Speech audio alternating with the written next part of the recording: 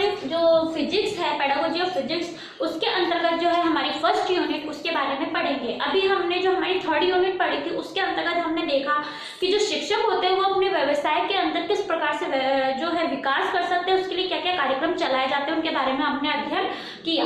आज हमारी जो फर्स्ट इकाई है उसके अंतर्गत हमारी फर्स्ट इकाई का जो नाम है वह है पाठ्यक्रम निर्माण के सिद्धांत व चरण, जिसके अंतर्गत हम पढ़ेंगे, सबसे पहले हम पढ़ेंगे पाठ्यक्रम कि पाठ्यक्रम होता क्या है, पाठ्यक्रम की अवधारणा क्या होती है, पाठ्यक्रम किसे कहा जाता है, उसके बारे में हम जानेंगे। अब देखिए, पाठ्यक्रम जो होता है वह विद्यार्थी के कक्षा स्तर के अनुसार तथा उसकी योग्यताओं के अनुसार जो है बनाया जाता है, जिससे कि छात्र को यह पता चल सके कि जिस कक्षा स्तर पर वह है उसे वहां पे कितना पढ़ना है तथा कितना शिक्षण ग्रहण करना है।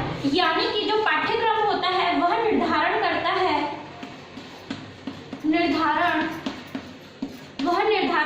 है कि उसे कि छात्र को कितना पढ़ना है और क्या पढ़ना है। उदाहरण के लिए देखिए, कक्षा आपने पहली कक्षा, हम बात करते हैं कक्षा 5वीं की। कक्षा 5वीं के अंतर्गत जो है विज्ञान विषय आता है, जिसके अंतर्गत हम देखते हैं कि विद्यार्थियों को केवल एक विज्ञान विषय का परिचय दिया जाता है। लेकिन वहीं हम देखते हैं कि कक्षा 6ठी में जो उसका स्तर होता है विज्ञान विषय का, उसे थोड़ा बढ़ा दिया जाता है। यानी कि जैसे जैसे बच्चे का या छात्रों का स्तर बढ़ता जाता है, वैसे वैसे उनका जो पाठ्यक्रम है वह बढ़ता जाता है तथा उसमें और अधिक जो ज्ञान की बातें हैं उन्हें सम्मिलित किया जाता है। तो देखिए, जो पाठ्यक्रम होता है वह बच्चों के लिए यह निर्धारण करता है कि उन्हें किस कक्षा स्तर में क्या शिक्षण प्राप्त करना है तथा कितना उन्हें शिक्षण प्राप्त करना है। तो अब देखिए, हम पाठ्यक्रम के बारे में जानकारी लेंगे। अब देखिए, पाठ्यक्रम जो है उसका हम देखते हैं कि जो पाठ्यक्रम है वह अंग्रेजी के करिकुलम शब्द जो होता है, अंग्रेजी में जो है पाठ्यक्रम को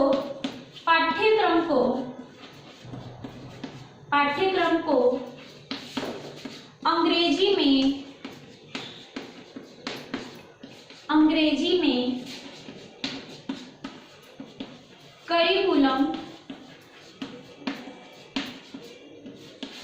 करिकुलम कहा जाता है। देखिए, जो पाठ्यक्रम होता है उसे अंग्रेजी में जो है करिकुलम कहा जाता है। अब देखिए, जो करिकुलम शब्द होता है, करिकुलम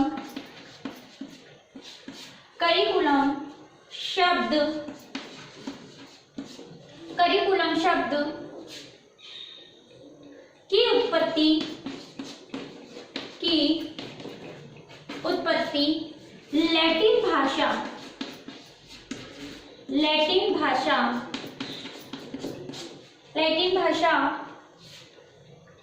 के क्यूरस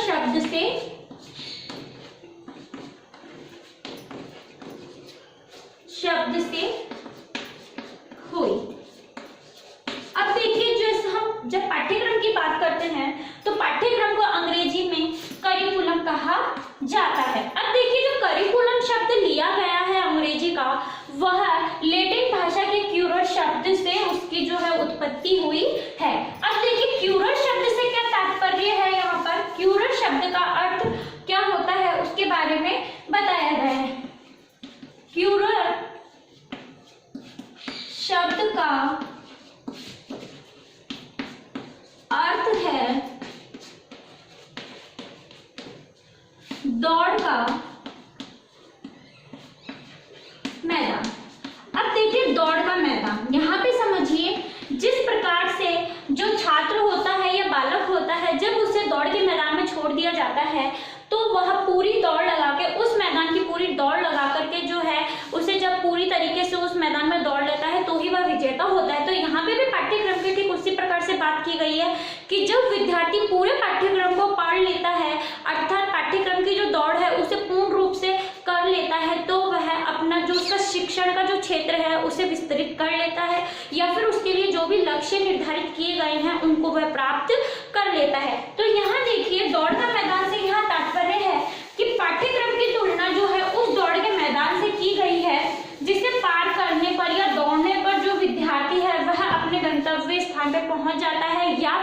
लक्ष्य को प्राप्त करता है।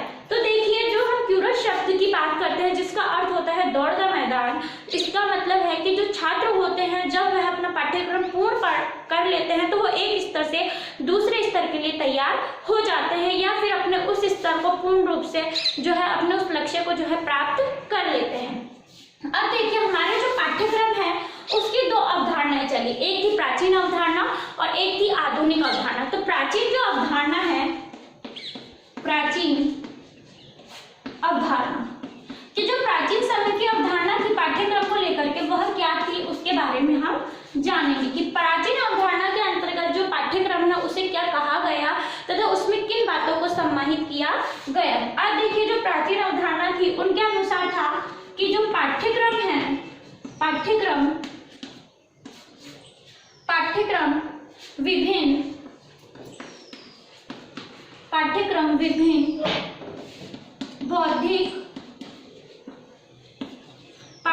विभिन्न बौद्धिक विषयों तथा कुशलताओं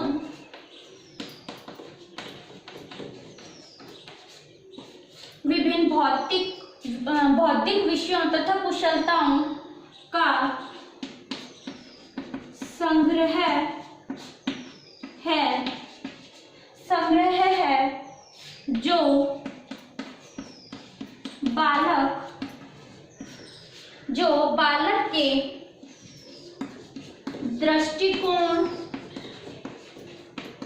बालक के दृष्टिकोण से नहीं वरन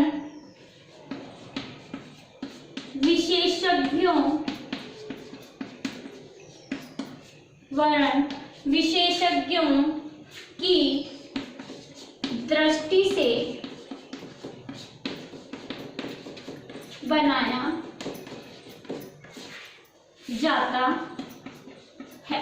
अब देखिए, पाठ्यक्रम की हम जब बात करते हैं तो पाठ्यक्रम की प्राचीन जो अवधारणा थी वह यह थी कि पाठ्यक्रम विभिन्न बौद्धिक विषयों तथा कुशलताओं का संग्रह है। विभिन्न बौद्धिक विषयों का यहाँ तात्पर्य है कि जो हमारा पाठ्यक्रम निर्माण किया जाता है तो उसमें बहुत से विषयों को सम्मिलित किया जाता है तथा बहुत सी कुशलताओं को उसमें संग्रह किया जाता है जो कि बालक के दृष्टिकोण से नहीं अपितु विशेषज्ञों के दृष्टिकोण से बनाया जाता है। यानी कि जो पहले का जो हमारे प्राचीन समय में जो अवधारणा थी पाठ्यक्रम को लेकर के वह बालकों को केंद्रित न मान करके विशेषज्ञों को केंद्रित मान करके या फिर विशेषज्ञों की सोच पर आधारित होकर के उस पाठ्यक्रम का निर्माण किया जाता था।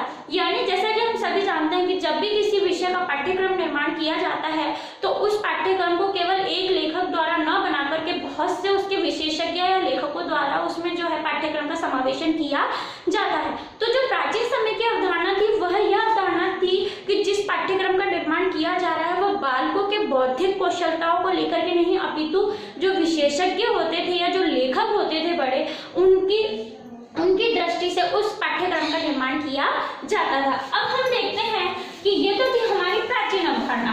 अब हम देखेंगे कि जो हमारी आधुनिक अवधारणा है वह पाठ्यक्रम के संदर्भ में क्या बात कहती है। तो आधुनिक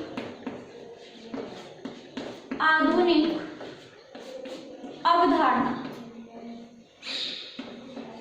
देखिए हमने पढ़ा कि जो प्राचीन अवधारणा थी वह बाल केंद्रित न होकर के शिक्षक तथा विशेषज्ञों को अपना केंद्र मानती थी तथा उनके दृष्टिकोण को देखते हुए ही पाठ्यक्रम का निर्माण किया जाता था। अब हम बात करते हैं हमारे जो आधुनिक अवधारणा है, जो हमारे वर्तमान समय में पाठ्यक्रम का निर्माण होता है वह किस आधार पर किया जाता है तथा उसमें किस आधार को लेकर के जो है पाठ्यक्रम का निर्माण किया जाता है। तो हमारी जो आधुनिक अवधारणा थी वह है आधुनिक अवधारणा वो पाठ्यक्रम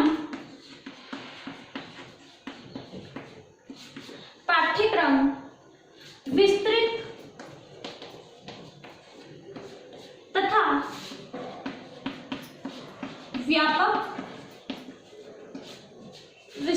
व्यापक है। इसके अंतर्गत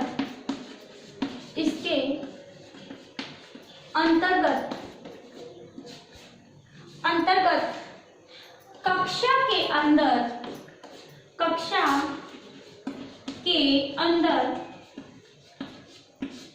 कक्षा के अंदर जो भी अनुभव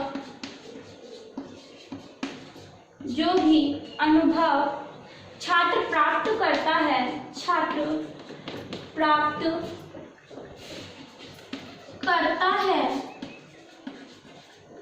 है वे शामिल होते हैं तथा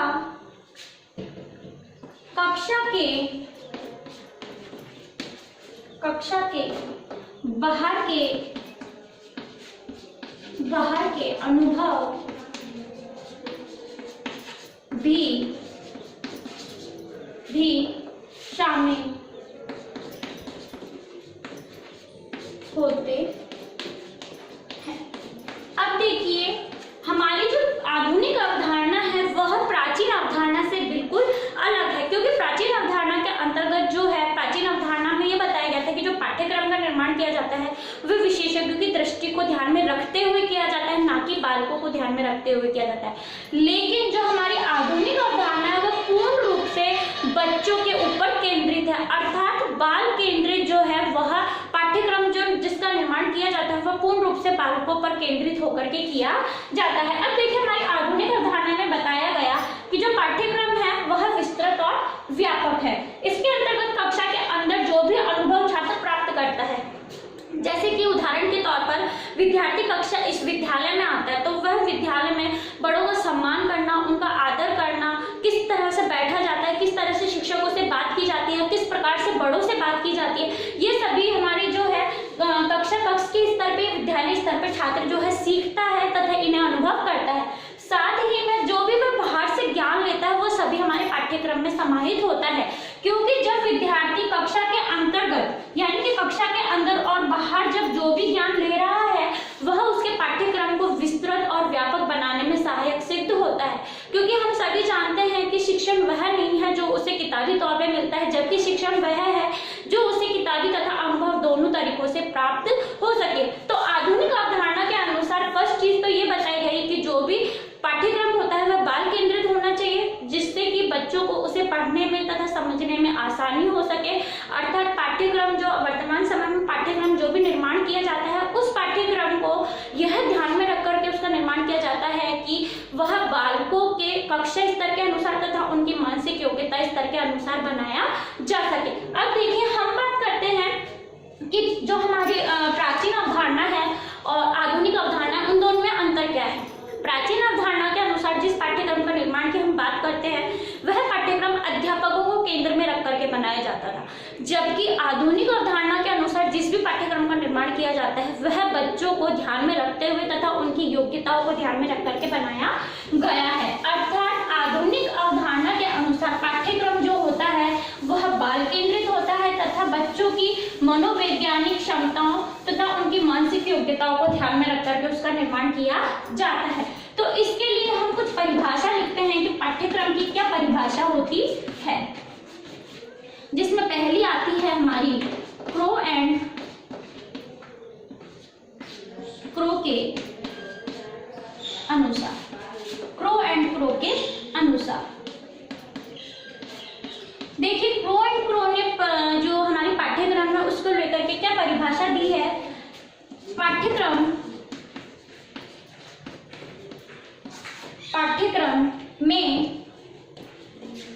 में छात्र के वे सभी अनुभव सम्मिलित होते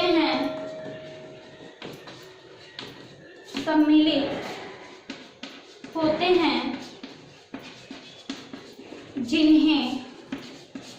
जिन्हें वह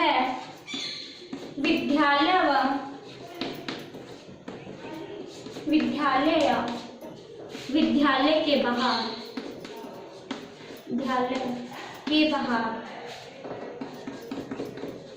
से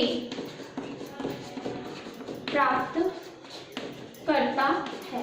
देखिए, क्रो एंड क्रो ने भी वही बात कही जो हमारी प्राचीन अवधारणा के अंतर्गत कही गई है कि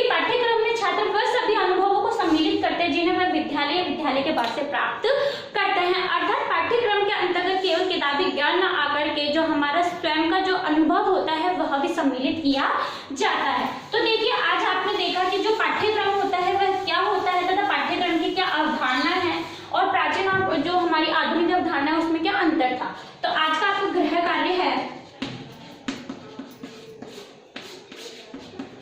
पाठ्यक्रम की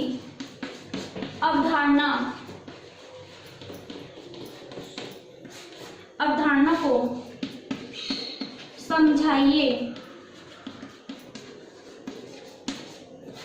तथा पाठ्यक्रम की प्राचीन व आधुनिक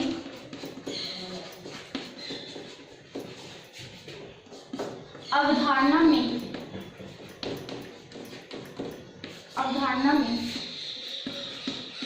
क्या अंतर है। देखिए, आपका आज का गृह कार्य है कि पाठ्यक्रम की अवधारणा को समझाइए तथा पाठ्यक्रम की प्राचीन व आधुनिक अवधारणा में क्या अंतर है। इसी के साथ मैं अपनी बात खत्म करते हुए कहना चाहूंगी कि कोविड-19 जैसी महामारी में आप अपने घरों से कम बाहर निकले। अगर किसी जरूरी कार्य के लिए आप अपने घर से बाहर निकलते तो मुंह पे मास्क लगाएं, हाथों को सैनिटाइज करते रहें तथा अपना ध्यान रखें। Thank you.